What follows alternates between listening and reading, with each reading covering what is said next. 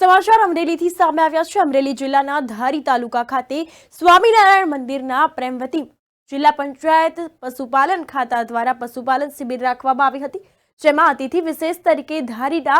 ધારાસભ્ય તેમજ પશુપાલનના તમામ અધિકારીઓ, ખેડૂત અગ્રણી ખોડભાઈ ભુવા, અતુલભાઈ કાનાણી તેમજ તાલુકાના પશુપાલકો મોટી સંખ્યામાં ઉપસ્થિત રહ્યા હતા। આ સાથે જ આ પ્રસંગે ધારી પશુ ડોક્ટર માલવીએ જણાવ્યું હતું કે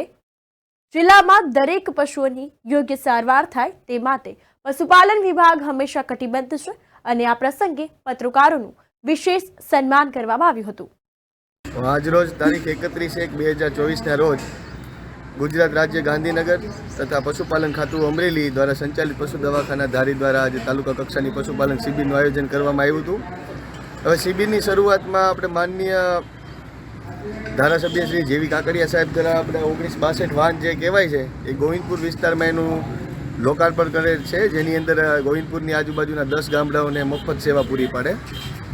આમાં સારવારમાં એવું હોય છે કે એને 1962 1962 ઉપર ફોન કરવાનો, એટલે તે ગાંધીનગર જઈને પશુપાલક જે પણ હોય એને જે પણ સારવાર કરવાની હોય એને ત્યાં પહોંચી જઈ મફતમાં સારવાર કરી આપે છે।